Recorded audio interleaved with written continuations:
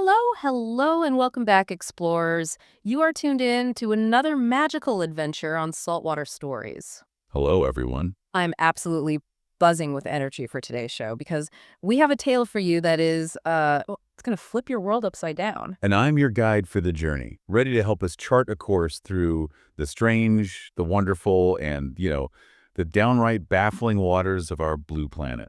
Today, we have a story we think you'll really enjoy.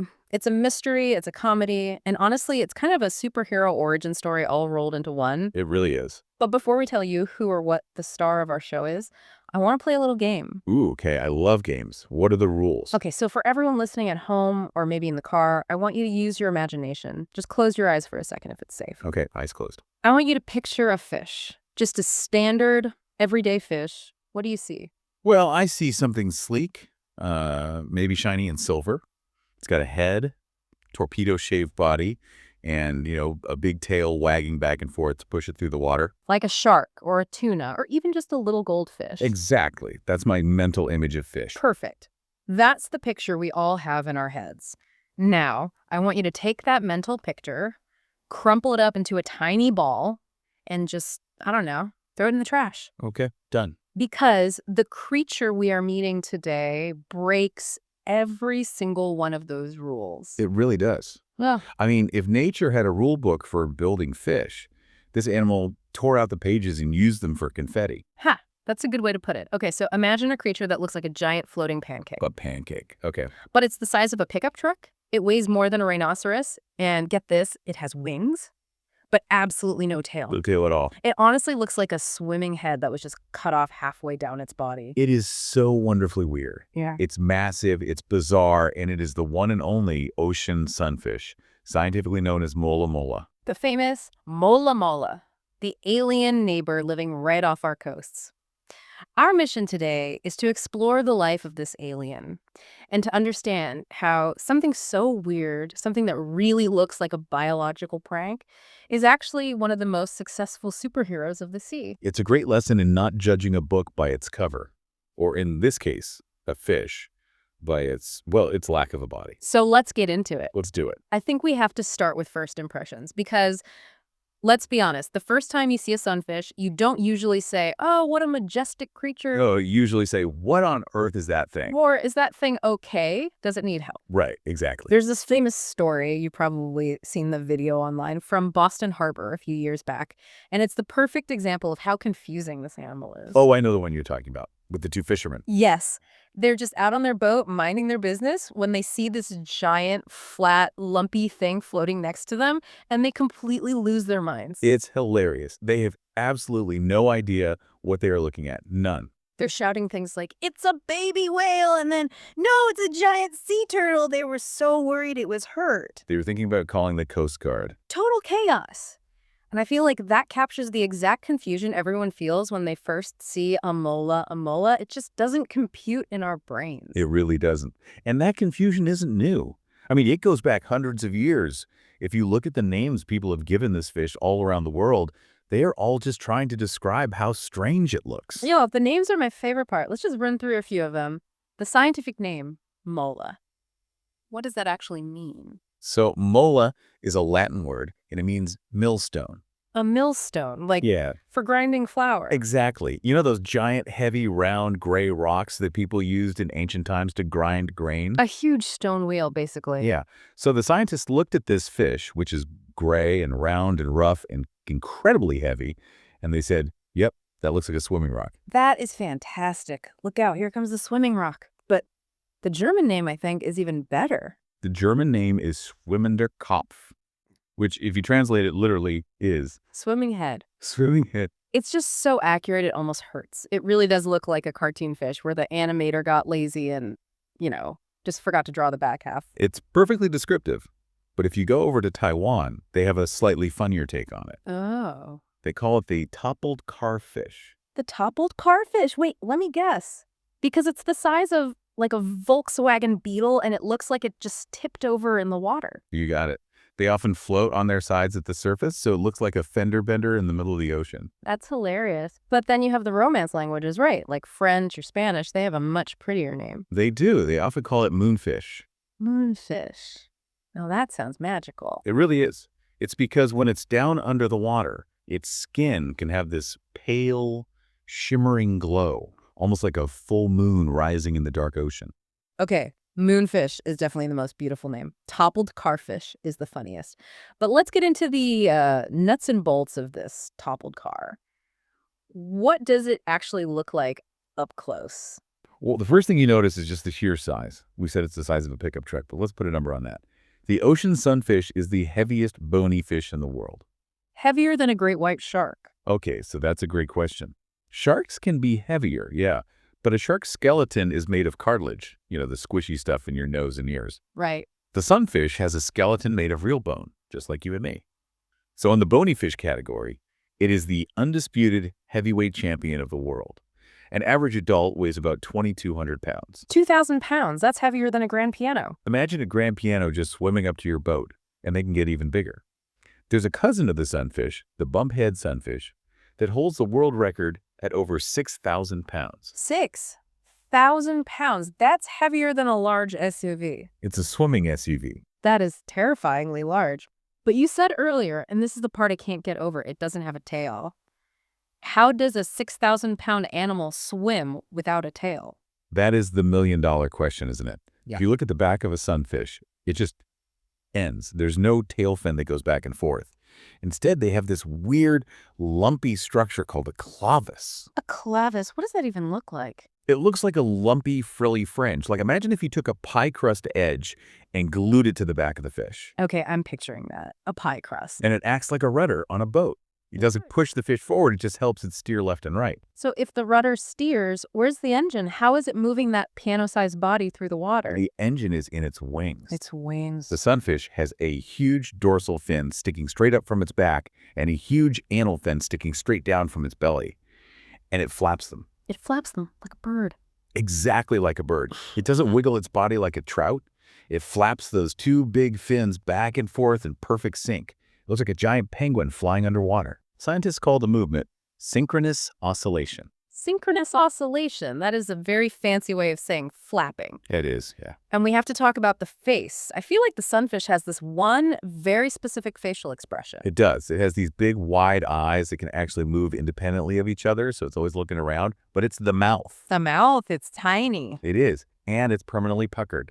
Like it's trying to whistle or blow a kiss. Exactly. It literally cannot close its mouth completely. Interesting. And inside that tiny little mouth, its teeth are fused together into a beak, just like a parrot. A parrot beak. Okay, just to recap for everyone listening, we have a 5,000-pound, wing-flapping, tailless, puckered-up swimming head that looks like a rock. That is a 100% scientifically accurate description. I love it. But this is where the story gets really, really crazy. You look at this giant monster and you think, it must start out as a pretty big baby, right? I mean, a baby whale is already huge when it's born. You would think so. Yeah. But no. This is where the sunfish pulls its biggest magic trick. Let's talk about the sunfish mother. Because I read a statistic about her that made my jaw drop to the floor. Oh, the egg count. It is staggering. I mean, it's a world record. A single female ocean sunfish holds the record for the most eggs produced by any vertebrate, any animal with a backbone, at one time. Hit me at the number. 300 million. 300 million eggs. At one time. In one go. That is, I can't even picture 300 million of anything. Okay, let me give you an analogy to help you see it. If you took all those eggs, and remember they are tiny, but if you lined up 300 million of them side by side, Yeah. they would stretch for 200 miles. That's enough to reach from the ocean's surface all the way into outer space. That is unbelievable. Why so many? Is she trying to take over the entire ocean? It's actually a strategy born out of desperation, really. It's called broadcast spawning. She just releases these millions of eggs into the water and hopes for the best. So she doesn't guard them? She doesn't build a nest? Nothing. It's a lottery. She's just playing the numbers game. So she buys 300 million lottery tickets, hoping at least one is a winner. Exactly. Most of those eggs will get eaten by shrimp or filtered out by clams or just drift away into nothing. It's a pure game of luck. Okay, so let's say one of those little eggs gets lucky. It hatches. Does a tiny little pickup truck come out? Not even close. The baby sunfish, the larva, looks like an alien from a completely different planet. Okay, describe it for us. First of all, it's tiny. I mean, about the size of a pinhead, maybe 2.5 millimeters long. And it is perfectly round, encased in this clear little bubble. But the weirdest part, What? it is covered in spikes. Spikes, like a porcupine. Sharp, clear spikes sticking out in every direction. It looks like a tiny star or maybe a prickly little pufferfish. A prickly pufferfish. That sounds kind of cute, actually. It is surprisingly cute. And here's the real shocker. The baby has a tail. Wait. The baby has a tail, but the giant adult doesn't. Correct. It starts life looking like a normal little fish with a tail. But as it grows, it absorbs the tail, it loses all the spikes, and it flattens out into that giant pancake we know and love. That is a serious glow up, or maybe a glow weird. It's a complete metamorphosis. Yeah. But the growth rate is the real headline here. To go from that tiny pinhead-sized baby to a 5,000-pound adult, that is a growth increase of 60 million times its starting size. 60 million times. Let me put that in perspective for you.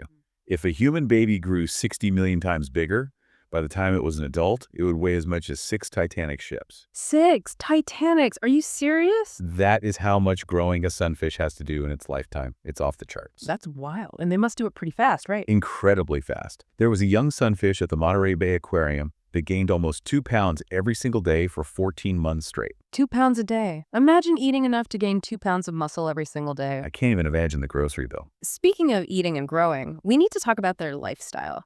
Because for a long time, people thought these fish were kind of, well, useless. The useless fish myth. This is a big one on the internet.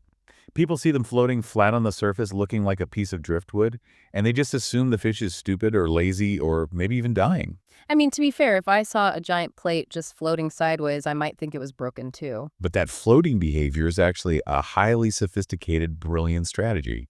We like to call the sunfish a solar-powered submarine. Ooh, I like that. Solar-powered submarine. Unpack that for us. So the sunfish has a daily commute. It doesn't just hang out at the surface all day.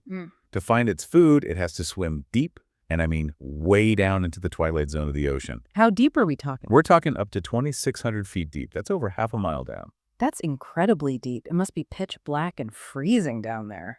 It is. The water temperature is near 39 degrees Fahrenheit, almost freezing. Now, fish are cold-blooded. When they get that cold, their brains slow down. Their muscles get sluggish. So it's dangerous for them. Very. If a sunfish stays down there too long, it will literally become too cold to swim back up. It's a race against the clock. So what does it do? It hunts as fast as it can, and then it rockets back to the surface, turns its massive body flat to face the sun, and just soaks up the solar energy. So it's not being lazy at all. It's recharging. Exactly. It's like plugging in your phone. Yeah. Scientists found that by turning sideways, they warm their bodies up 3 times faster than if they just swam around normally. They are thermally recharging their batteries so they can make another deep plunge for food. That is so smart. But hang on, there's another problem. If you're swimming that deep down where the water pressure is crushing, and then you come back up to the surface so fast, how do you not, pop? Yeah, that's a huge engineering challenge. Most fish have that little balloon inside of, right? The swim bladder. A swim bladder is filled with gas. If you take a balloon down to 2,000 feet, the pressure crushes it. And if you bring it up too fast, it expands. It can explode. So does the sunfish just have a super strong balloon? It's even smarter than that.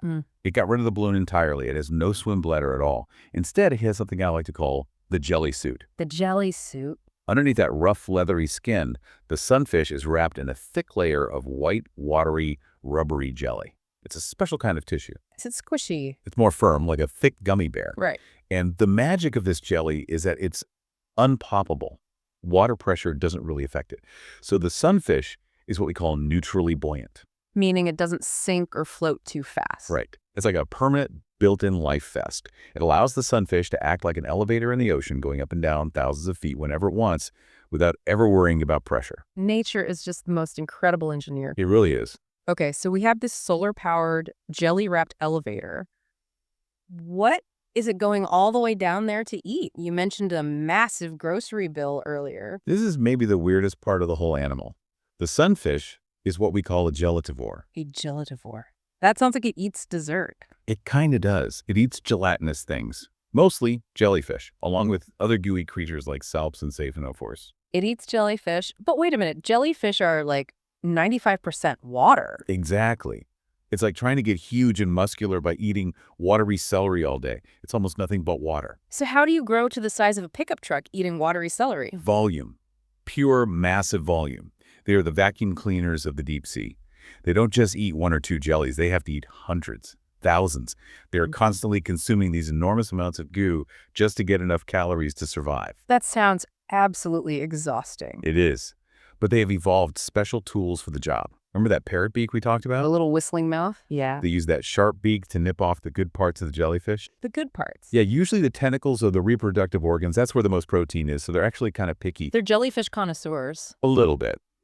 But then once they suck the jelly into their mouths, they have another secret weapon deep in their throat. A secret weapon. They have pharyngeal teeth. These aren't teeth in their jaw. They're teeth located way back in the throat. And they act like a built-in blender.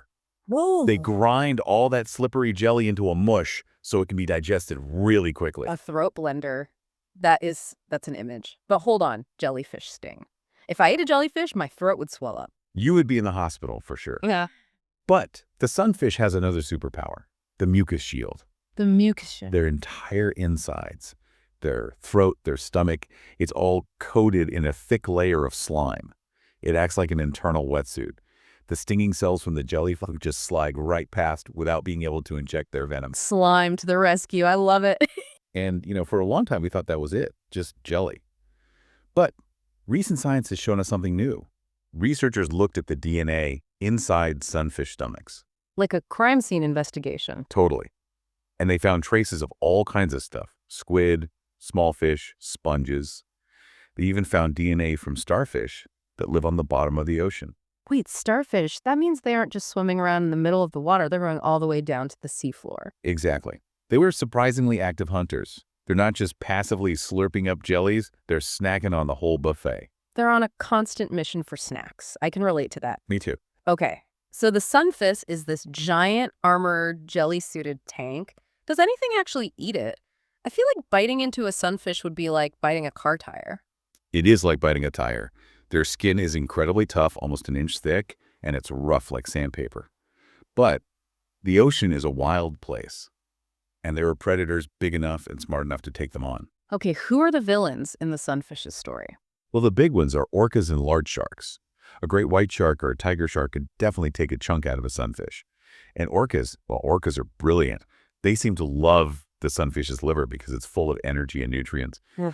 But the strangest and maybe saddest predator relationship is with California sea lion. Sea lions. But they seem so playful and cute. They are playful, but sometimes in a very rough way. A sea lion can't swallow a giant sunfish whole, obviously. So they have figured out this very specific tactic. They bite off the fins. The wings. The wings. Yeah. Both the top one and the bottom one. Yeah. Without those fins, the sunfish can't swim. It's just stuck, helpless on the surface. And then the sea lions play frisbee with it. No, Yeah. they play frisbee with the sunfish. They do. They toss it around on the surface. It's a way for them to rip smaller edible chunks of meat off its belly. It's tough being a sunfish. That is absolutely heartbreaking. My gosh, the poor giant pancake. It is harsh.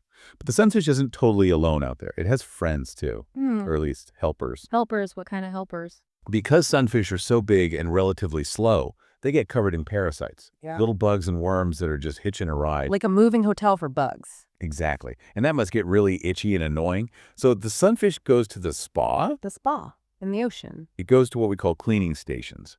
These are specific spots on coral reefs where small fish like cleaner wrasse or emperor angelfish hang out. The sunfish will swim up, stop, and strike a pose. Literally, it holds still to show it's safe, and these little fish will swarm all over it, picking off all the parasites. That is adorable. It's like a living car wash. It gets even better. When they are up at the surface, basking, they can't use the reef fish, so they wave a fin in the air. Like they're hailing a taxi. They're hailing a bird. Yeah.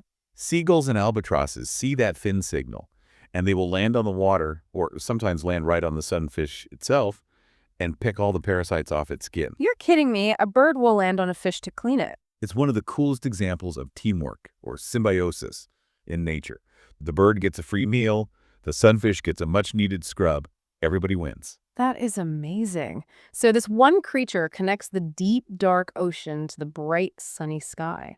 It eats jellies in the dark and gets cleaned by birds in the sun. And that connection is why they are so ecologically important. There's a concept we call the Mola pump. A Mola pump. Think about it. They eat deep down in the dark where all the nutrients are locked away. Then they swim up to the surface. And they poop. I knew we'd get to poop eventually. It's crucial.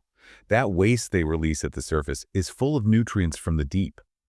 Those nutrients act like fertilizer for the tiny plants, the phytoplankton that live in the sunlit water. And phytoplankton produce oxygen. A huge amount of the oxygen we breathe. So in a weird way, sunfish poop helps the whole ocean and the whole planet breathe. I never thought I'd say thank you to sunfish poop, but here we are. Thank you, sunfish poop. It's a beautiful circle of life. It is. But unfortunately, we have to talk about the threats they face. Because even though they're tough, we humans are making life really hard for them. We are. And the single biggest problem comes right back to their diet. Sunfish eat jellyfish. Right. What looks exactly like a jellyfish when it's floating in the water. Oh no, a plastic bag. Exactly. To a sunfish, a plastic shopping bag drifting in the current looks just like a delicious, easy meal. They eat them by mistake all the time. And I assume that's very bad for them. It can be deadly. The plastic can block their stomach so they can't eat real food, or it just makes them feel full so they slowly starve to death. It's a huge, huge problem. That is so sad. But it's also something we can actually do something about, right? Like simply using fewer plastic bags helps save the mola. Absolutely. Every single piece of plastic you keep out of the ocean is a potential lifesaver for a sunfish or a sea turtle or a whale. And there's another way people can help, right? I heard about something called citizen science. Yes. This is so cool, especially for any of our listeners who get to spend time on boats. There are websites like oceansunfish.org where you can report your sightings. If you see a sunfish, you can tell the scientists where and when you saw it. That is so cool. So you can be a sunfish detective. You can. And your data helps scientists track their populations and understand their movements better. And speaking of detectives and new discoveries, we have to mention the hoodwinker. Oh, the hoodwinker. This sounds like a villain from a comic book, but it's an amazing story. What is it? It's a brand new species of sunfish. For over 100 years, scientists thought there were only 2 or 3 main types. But a researcher recently discovered a 4th one that had been hiding in plain sight this whole time. How does a fish the size of a car hide? It looks so similar to the other species that no one noticed the small differences until they checked its DNA. The scientists who found it named it Mola. Tecta is Latin for hidden, but its common name is the hoodwinker sunfish because it tricked us for so long. That is incredible. It just goes to show you we don't know everything about the ocean yet.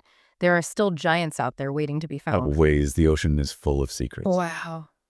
Okay, we have covered so much water today. We've met the swimming head, the jelly-eating vacuum, and the solar-powered submarine. It really is a marvel of evolution. So let's recap the legend of the Mola for everyone. It's not a mistake. It's a masterpiece. It holds the world record for the most eggs. It grows 60 million times its original size.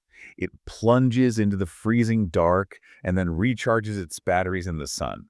And it does it all without a tail. It really teaches us that nature loves to be weird. You don't have to look like a sleek, fast tuna to be a success. You can be a giant, lumpy pancake and still be an absolute champion. Exactly. It's one of the hardest working, most fascinating travelers in the entire sea. So here's our final thought for you explorers. The next time you see a picture of an ocean sunfish, or maybe, just maybe, you're lucky enough to see that big floppy fin in the water, don't just laugh at the toppled car. Remember the incredible journey it's on. Remember the deep plunges into the cold and the narrow escapes from sea lions. And ask yourself, what other giants are hiding in the deep, just waiting to hoodwink us? That's the question that keeps me coming back to the ocean every day. Thank you so much for swimming with us today. We really hope you enjoyed this incredible story of the ocean sunfish. Keep exploring, keep asking questions, and always stay curious. See you next time on Saltwater Stories. Bye, everyone.